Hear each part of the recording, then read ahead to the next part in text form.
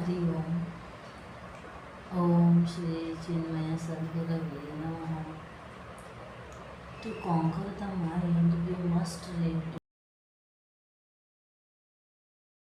and a thirst to enjoy objects, not to cooperate with the mental brings about their exhaustion. This ends in the annihilation of the mind. When stripped of its features one by one, the mind dries up and withers away, disappearing in the great, grand Satsang, small booklet written by Param Poojya Guruji, Swami Tejomayananda ji. It's ready. What is Satsang? First, we need to understand what Satsang is and then learn about its very purpose. Very simply, Sangha means association and Sat means good, noble, real, truth. Satsang is thus the association with Sat.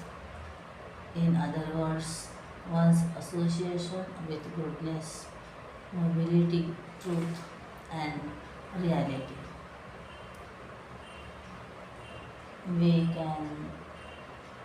If we can find a person who is a realized soul and we find an opportunity to be with that person, then that is the best satsang and there can be nothing better. If we are unable to find such an opportunity, then there is plenty of literature available on noble saints, and if we study these, that is also satsang. Living in the company of like-minded people, even though they may not be realized souls, but who value the knowledge, is also satsang. Watching and listening to videos and audio cassettes of great people is also satsang. At least we can entertain some noble thoughts in our mind. Tanme manashiva sankalpamastu. May our minds be filled with able to eradicate evil thoughts from our mind is also a form of satsang. Benefits of satsang. What does satsang do? In his Ramacharita Tulsidas ji writes,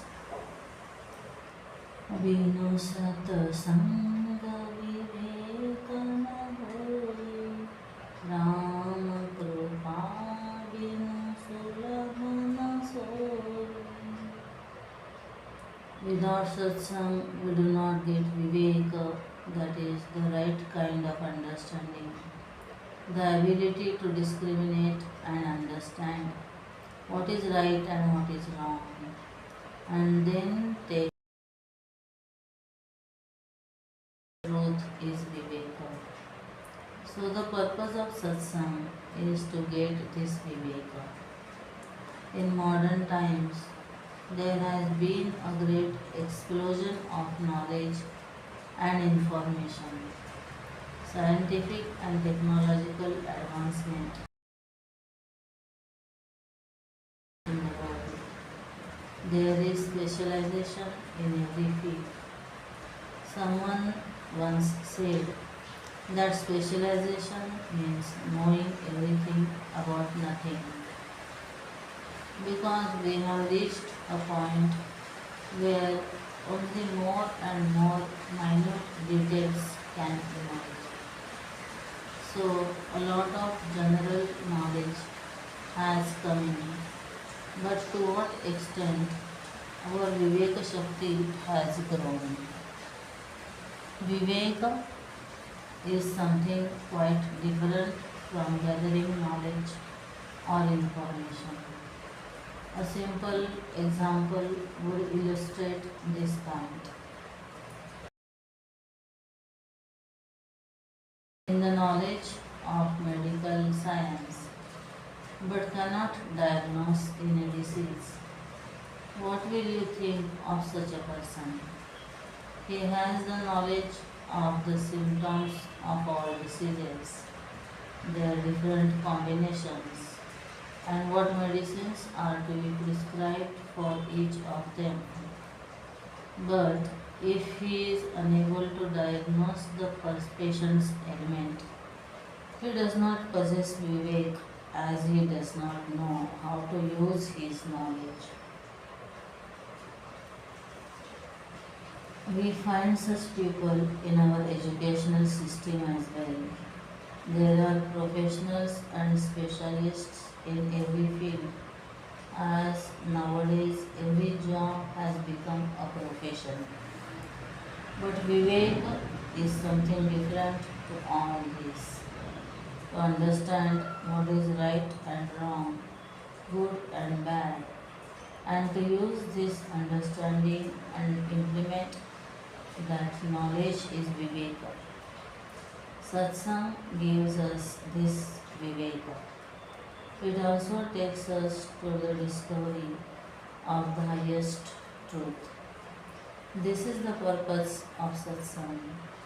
And once a person knows the absolute truth, that knowledge liberates that person. Shankaracharya says that we get liberation from Satsang. Satsangatve jivanamuktihi.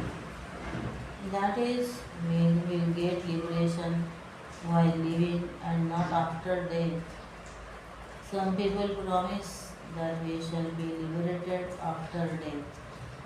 This is something like telling a man in jail that he will be released when he dies. The man wants to be free while he is living, not after death. So Satsang Phala is Viveka and Viveka Phala is Jivan Mukti. But there is one more thing to remember. Tulsidas ji also says, Ram Krupa Vinu Sulabhana Soyi. Without Ram Krupa, this is not easy to get. In other words, Satsang is the greatest blessing. Do not wait for any greater grace from the Lord. Once you get Satsang, thereafter do not say that Bhagavan's grace is not on you. Viveka is right discrimination. The Srimad Bhagavat says that those who are Viveki or wise men, Samayante, see Bhagavan's grace in each and everything. Those who are aviveki wait for His grace. Pratiyante. There is a difference between the two. Those who understand sees Bhagavan's grace in everything. When something untoward happens, we call it a tragic event. A wise man is able to see His grace even in such tragic events. This ability to see Bhagavan's grace in everything is Viveka, and this comes from Satsanga. In our case, if we gain more prosperity, power and money, then we say that Bhagavan's grace is with us. Whereas if it goes away, we say that Bhagavan is angry with us. Once Shri Krishna and Arjuna set out on a tour disguised as ordinary people. At one place they felt hungry. They saw a rich man's house and so went there and begged for some food. The rich man was angry and said, "You healthy youngsters begging for food, get out from here." So they left. Bhagavan Sri Krishna blessed the man. He said, "May you prosper," but attributed this act to Bhagavan's kind and compassionate nature. They went further and some time later came across an old milkman who had only a cow and a calf but was devoted to Bhagavan. Sri Krishna went to him and said, "I am hungry." The old man gave him whatever milk he had and himself remained hungry. Bhagavan came out of his house with Arjun and said, "May your cow and calf die." Arjun was stunned. He said, "Bhagavan, you are very unfair. You blessed the rich man who sent us without any food with more wealth, and you have cursed this poor man who had just a little milk for his own daily needs, and in spite of that offered it to us." Bhagavan smiled and said, "No, I have blessed both of them. The first man has value only for money. He wants more money, and so I have said that he should have more money. The second man has value for me, and he wants me. So why should his cow and calf stand between him and me? Let this cow go, so that he will be with me only." His attention now goes again and again to the cow and calf, as he has to take care of them as well. In other words, he has already merged with me. He wanted me and he has got me. From the worldly standpoint, we feel that the Lord cursed one and blessed the other, but Bhagavan only blesses. This is something we have to understand. I know this understanding is difficult to achieve when everything is at sixes and sevens. Life take place in our lives. It is not easy to accept them, but Bhagavan's no, take place in our lives. It is easy to accept them as Bhagavan's grace. Often from experience, we have learnt that what we first thought of as something wrong or tragic turned out to be for our good. This is because we believe at times that certain things should happen in certain ways. From this, we can understand the phrase "a blessing in disguise." Often we realize that what seemed a curse was in fact beneficial for us. The right thing happened at the right time, and so we were blessed. In the Uttarakand portion of Ramayana, Tulsidas ji explains what Satsang is and the purpose of Satsang. Binu satsangana hari katha, teri binu mohana bhaga, moha gaye binu rama pada, hoi na drudha anurag.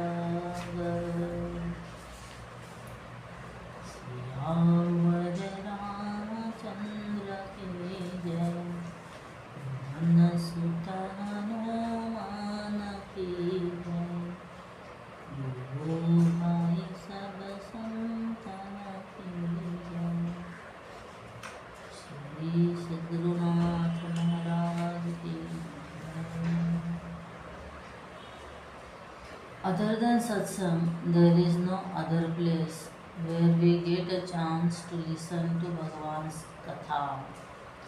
We listen to plenty of other stories. Nowadays, the newspapers are full of scams, one after another. We listen to atheistic talks, gossip, and so many things that can create anger, desire, and jealousy in our minds. Very rarely do we get a chance to listen to something good. Everywhere there is vyatha, worry, no katha, story. Everybody has only plentiful stories to narrate. Without listening to satsanga, this delusion, moha, the attachment, infatuation, and attraction for the world that we have in our minds will not go away. Without clearing our minds of these negativities, pure love for God does not manifest in our heart. Love for God, just as great saints like Purandar Das, the only difference is that their love was only for God, while ours is mixed with so many other loves and also many other attachments. An example will clarify this further. There is pure distilled water in one glass, and another glass is filled with undistilled water. Water itself, by nature, is pure, but it gets polluted when it gets mixed with so many other impurities. The real joy of pure water and the health that one should experience is Jaya Shri Ram, Jaya Raghuram, Janaki Jeevan